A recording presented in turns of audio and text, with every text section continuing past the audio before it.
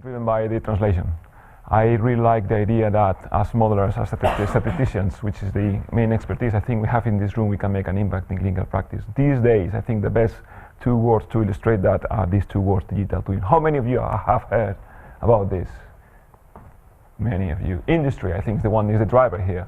The analogy is that when you optimize your wind farm, you reconstruct a virtual fields where you're going to plant your windmills, and to optimize the position, the orientation of those windmills, they build a digital twin of that field to optimize that. That's one of the applications, and that concept is working quite well.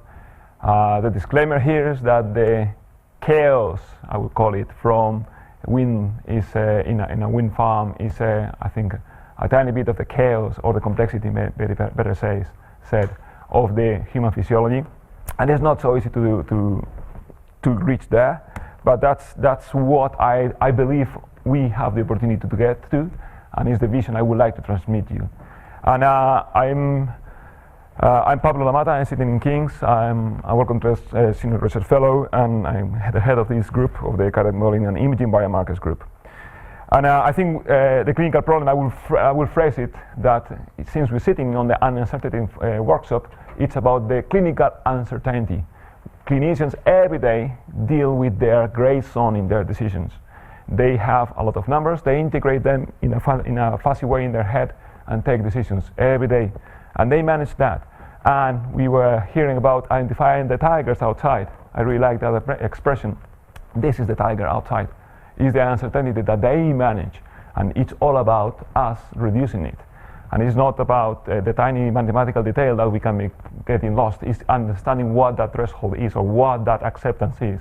What is accepted uncertainty in each of those decisions. And the better we understand that, the better we can target our efforts. That's the main message that I want to transmit today.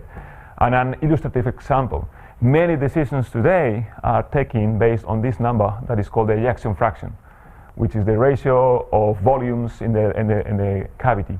If you are in the left ventricle cavity, if you measure it with ultrasound, it is accepted that the interoperability can be up to 10%, and that is widely known, and that is acknowledged and used. So the take-home message here is that if you, in your results, you end up with this 10% of error, that is quite acceptable in certain clinical realms, and especially in daily-based clinical practice.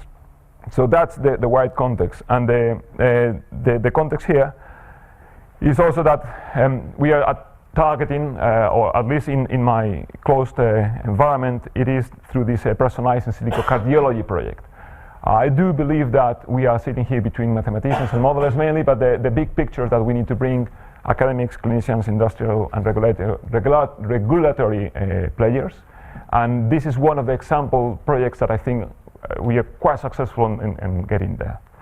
The idea is, or the goal is that to make that impact at the end of the day, to try to change the clinical practice. Many times I would say to myself that I have told too often that sentence, I want to reach that impact, and it's so difficult. But it's when you integrate these stakeholders, is when you can really get it. The key there is then to get evidence, to generate the evidence that you can improve decisions. And as I said several times during these days, uncertainty is one of the keys. Small advertising. Next week we're going to go to Barcelona to the summer school we're organizing in conjunction with the VPH Institute. I doubt there's room for maneuver at this stage. Today is Friday, Monday to be there in Barcelona. But next summer we'll be organizing the summer school in Oxford, and I keep an eye on that. And also in our website we have a few webinars. This is a training program, and you young students, or not so young, we have a repository there that is growing, so check it out. So two words that how to address the clinical problem that I said, the uncertainty in clinical decisions. The hypothesis here that I have rephrased it in this digital twin. To me, the digital twin is about how to reason with data. Data is there, data is also uncertain, we can reason with it, and we can teach computers how to reason with it. And there are two ways of reasoning, as science has progressed throughout always. It's through deductive and inductive reasoning. Inductive reasoning is to learn from the data. I'm going to extract the patterns from the data. I'm going to discover something in the data. I'm going to find those I don't know what mechanistic insights, I don't know that, but I know that this data will link to that and will help me to predict or to explain, not to explain, but to associate things. I'm going to build the links. And then after you discover that, you can then start reflecting on what those links really mean and start developing the mechanistic modeling, and then be able to reason with deduction. And now that process 200 years ago was all in our brain. Now we have the computational power to speed that up.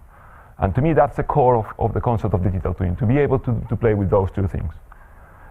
In the context, in the clinical context, the idea is to try to go to those sources of data and to reason with those two engines to reach towards that optimal prevention, diagnosis, and treatment. Where can we make an impact? Everywhere. In a clinical workflow, first thing is to get data. Second thing is to get diagnosis, to understand what the current picture is of the patient. And from that current picture of the patient, try to plan what the therapy is going to be. So that the concept of a model, the concept of the digital twin can make an impact in all those three stages. In terms of data, we can understand what's the missing bit. We know that we know all that bit we have all the picture of the patient now, but we know that the biggest uncertainty comes from here. We had a beautiful talk this morning about how to narrow down the experimental protocols to better personalize the parameters of the cellular models. So that's the idea. We can target what is the next data, or we can better interpret the data by transforming it into a different domain. Once we have all the data together, we can build that integral, cohesive picture of all the ingredients. And then, for example, relate all the data, and the relationship between those two can lead us to a new biomarker that we didn't have at the beginning.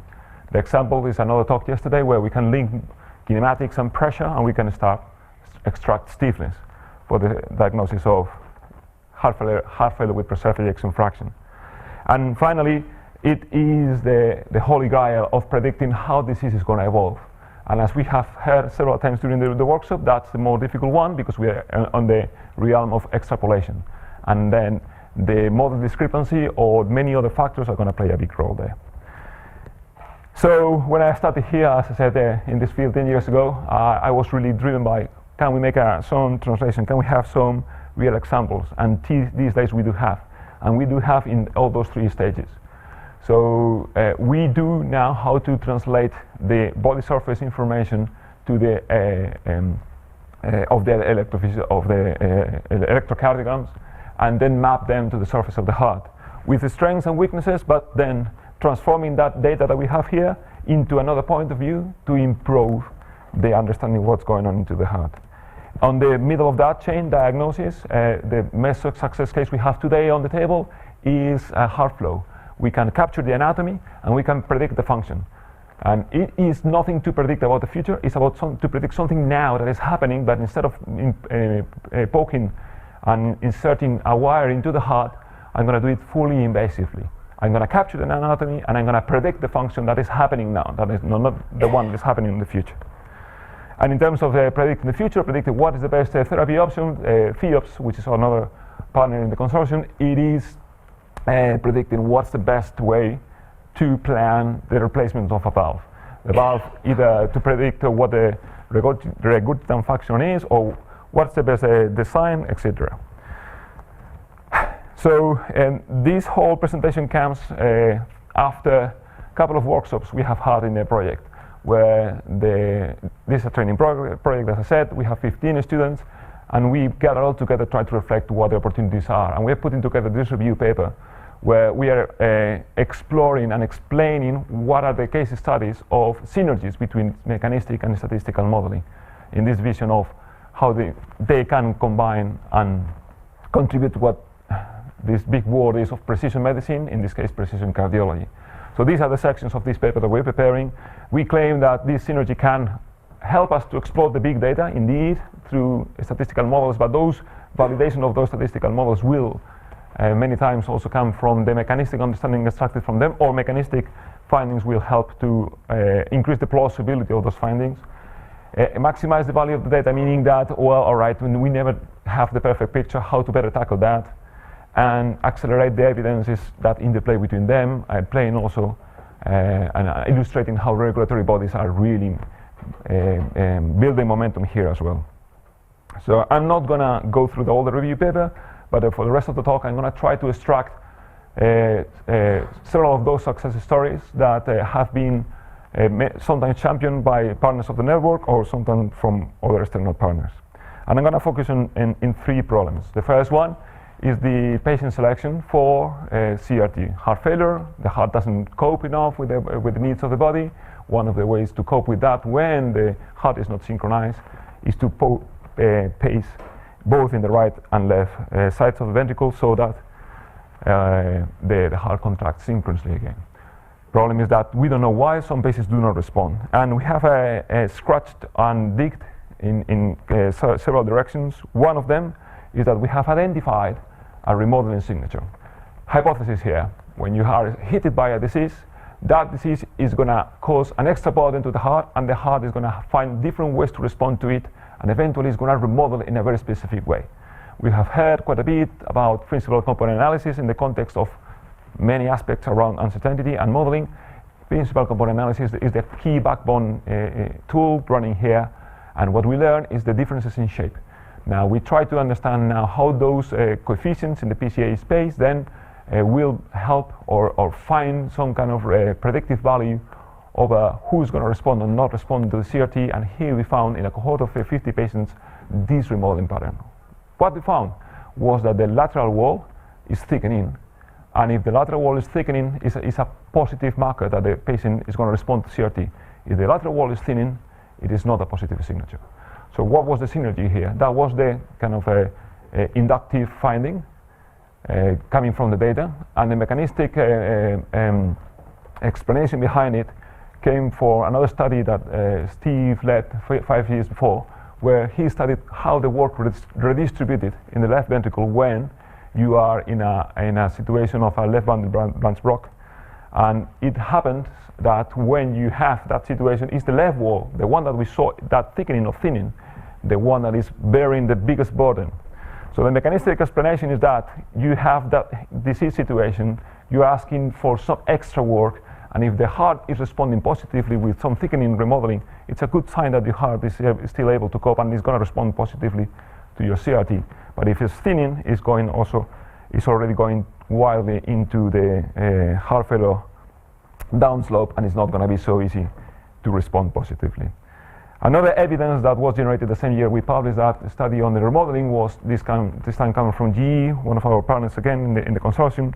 They have developed this technology to measure work non-invasively with the assumption of a standard pressure transient, but timely scale in time with the valve opening events. And they found, again, empirical evidence of the same modeling study that the lateral wall is the one that is doing the biggest bit of work. Changing a bit of gears, now going to the partner in Maastricht, Joost Lumens is the main champion here. He's done modeling work to end up into a number called the systolic stretch index that is able to predict who's going to respond or not to CRT. So I'm not gonna be the best person to explain the whole story, but basically observations led to clustering 4 different phenotypes of how the heart is coping, or normal, double peak, and early peak and late peak strain patterns. There was a mechanistic model to explain what's going on. There was a set of parameters of combining delays and decaying contraction that explain that, and that led them to propose this systolic pre-stretch versus systolic rebound stretch, combining those 2 aspects, a single number to try to predict who is going to be responding or not. And the beauty of this story is that in those borderline cases in this disease group, the ones that we know that are not too desynchronous, so the QRS width higher than 120 but not as large as 150, they were able to distinguish who were going to be responders or not responders in a clinical cohort. So at this stage, it is what's the uncertainty change, or how much uncertainty do you need? So at the end of the day, I don't know whether it's an optimistic or pessimistic view, but at the end of the day, this is the kind of evidence we want to have in our modeling results, that the numbers we've put together, They might have some uncertainty, they might have some bounds of errors, but bringing all together in a clean study, they're able to predict, and that's the final evidence. And that's, to me, the answer to that initial question of how much uncertainty is acceptable.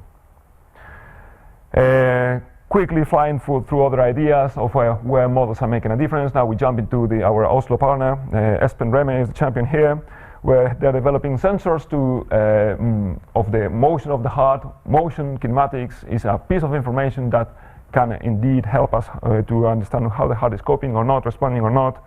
And here the modeling is helping to clean the signal. So we have a sensor that is providing information about, for example, the beating of the heart, but also corrupted by the gravitational forces. How to clean that? With a computational model, you can do it much more efficiently. Changing gears, now going into another clinical problem, hypertrophic cardiomyopathy. It's a genetic disease that predisposes you to some risk factors, or you have much higher risk of arrhythmias or sudden cardiac death. Those are the two ones that I'm going to explore here. We go to Oxford now. Blanca Rodriguez. She's been studying the electrocardiogram, identifying through machine learning 4 clusters of this condition, and found that those clusters associated with some different risks of arrhythmia. And after identifying these clusters, she, in their group through mechanistic models, building from MRIs and running full torso simulations, they were able to identify the mechanisms behind those 4 phenotypes that explain those risks. And changing gears now, jumping to Zaragoza and all of the partners. The story here is the prediction of sudden cardiac death. The story here comes from the ECG again. There's a signal processing learning. There is in this case, it's looking into the T wave and coming with this at the beginning. I would say not mechanistic, but analysis, the data analysis, or a statistical way, or descriptor of the T wave morphology. They found out that there was predictive of sudden cardiac death. There was a mechanistic modeling to again investigate what that T wave morphology restitution TMR index meant, and they did prove how that was a risk stratification successfully for sudden cardiac death. Moving forward now, and this is the rationale of the in-depth HTM clinical study that is led by the clinic now. It is led by one of our fellows, and is bringing all these pieces together. They have mentioned aspects of the synchrony, aspects of morphology, aspects of the HTM clustering through the ECG, and that's a prospective study that we are running to verify and hopefully find more details about this disease model. The opportunity here is also going into the synchrotron image modality through our partners in Barcelona and the Pompeu Fabra, where we're going to also look at the tiny detail anatomy. And also a brief touch that in this disease model, engaging with Oxford again and the HTM registry, a large international cohort, we are looking at also the signature of their modeling, which has been shown that is predictive of the sudden cardiac death, but a very bulk number, meaning that if the thickness is bigger than this threshold, that's what you get, a higher risk. We do believe that if we characterize that remodeling pattern in more detail, we can predict that risk better. Now, the third clinical problem I'm going to tackle today is the problem of the valves. We have an obstruction, and we need to resolve it, and the questions are, when is the best time, and what is the best strategy? As I was introducing before, Philips, one of our industrial partners, they do develop the simulation technology to plan that. So they have now 3 valve or obstruction or opening implant problems. The TAVI, the left atrial appendix, and the transmitral valve replacement. And basically, some pieces of evidence that have been able to produce, they can predict the leakage. When you build a new gate in the heart, that gate should also close properly when it needs to be closed, but sometimes there's leakage, and they're able to predict that. And when you implant these artificial gates, sometimes they touch where they should not touch. They affect the nerves, and they can have some conduction abnormalities. So lastly, the last detail in this area of flow obstructions, it's one of the main questions that we ask in cardiology is what's the extra burden that the heart can be enduring. In this case, the one caused by a valve obstruction can be an stenosis, can be a bicuspid aortic valve, a valve that doesn't open properly. Clinically, what you have the clinician, what they do is to get your echocardiogram to try to capture the event of the peak velocity, is the image on the right. And then through that event of peak velocity and that value of peak velocity, we have very, very, very simplified physics, they estimate the pressure drop through that valve. There's a heavy simplification there, but this is another of the take-home messages. No matter that error of ultrasound observer variability, and no matter that very heavy simplification of physics, I can tell you that that number is quite far to be the real pressure drop, but it is a number that helps a lot and helps and correlates with clinical outcomes. And there's a huge uncertainty in that number, but helps a lot. The other way of measuring that extra burden is through pressure wires. You get the pressure before and after the obstruction, and you measure the pressure drop with also some sources of error. The approach we take here is going a step beyond what's done nowadays in clinical practice. Instead of relying on a very simple and one single measurement of peak velocity, we go to the 40 flow MRI data where we have the full description of the fluid dynamics, and then we can plug the whole physics there. The whole physics there is the Navier-Stokes equations, where the delta P is not only V squared divided by 4 or multiplied by 4, I don't remember what the simplified Bernoulli principle really is, but it is a combination of all those three ingredients that I'm not going to enter into, but basically illustrates that we can interrogate much more of the physics. But now here is the balance. As always, engineers, we sometimes over-engineer the solution. But what's the actual extra bit of information we need to answer that actual clinical question?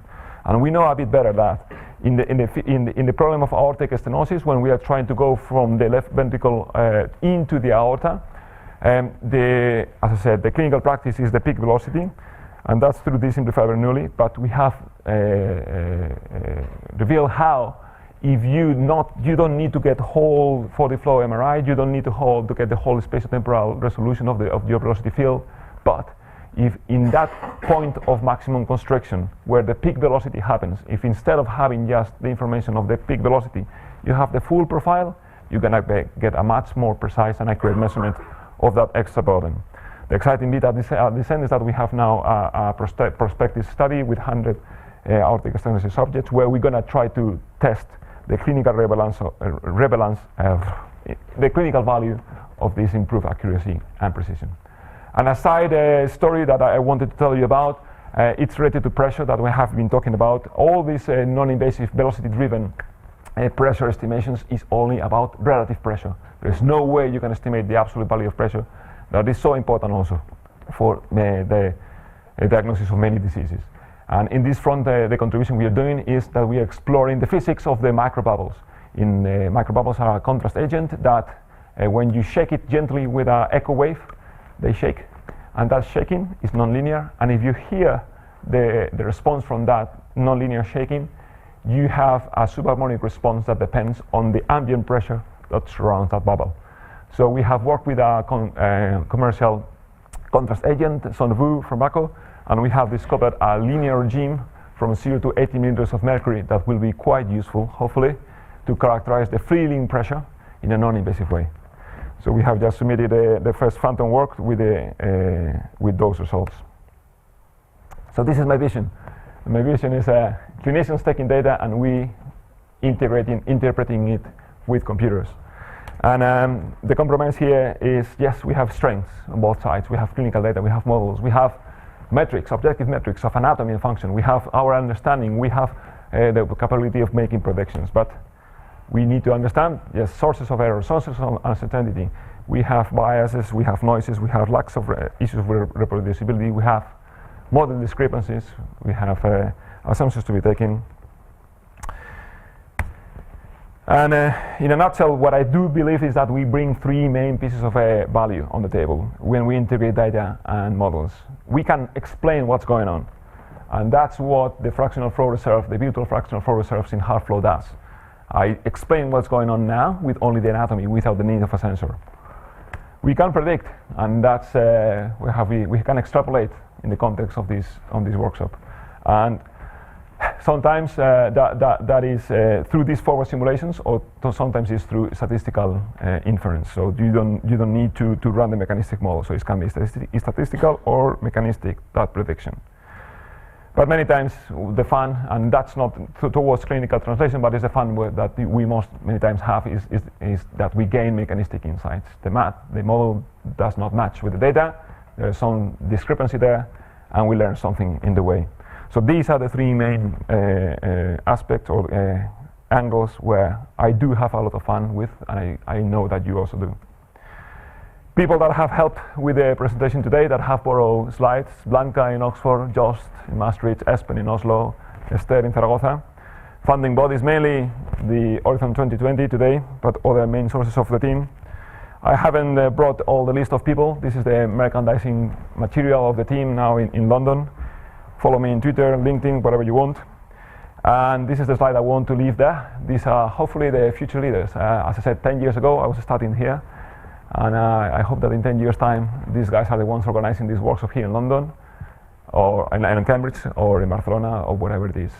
So thanks for your attention.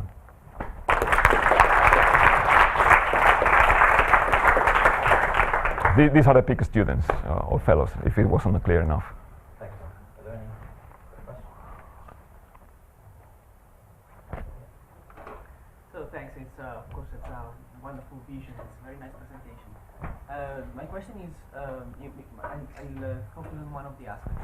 Yeah, please. Touched so many things. Yeah, no, please. So when you refer about this community being able to identify biomarkers, new biomarkers. So when you talk about a new biomarker, you kind of enter a new level of the competition or the championship. Let's say you speak about proving the efficacy of that biomarker at the level of thousands of subjects, right? And with prospective outcome data. So my question is more of it's maybe a question that kind of goes beyond the presentation, but to the community as well. Which one of the technologies, or what are the challenges that we are ready to tackle at that level?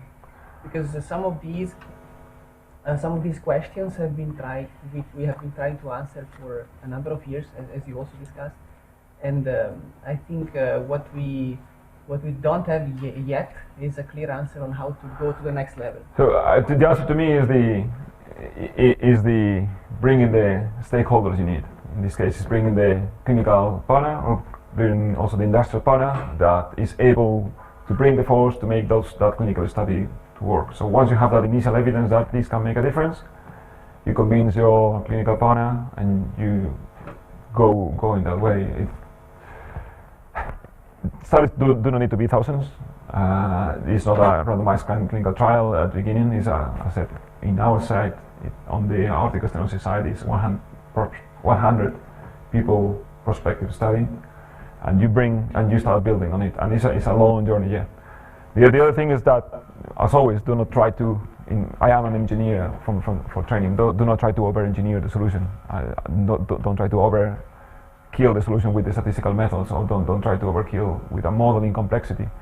I think it's all really well acknowledged in the community that the better model is not the most is not the one with the highest fidelity, but is the one that, at least in clinical practice, is the one that probably has the best identifiability. And you can narrow it down to a very small thing that answers the specific question. Hopefully that answers. Any more quick questions? If not, I'll probably push on to the next. Just thank you for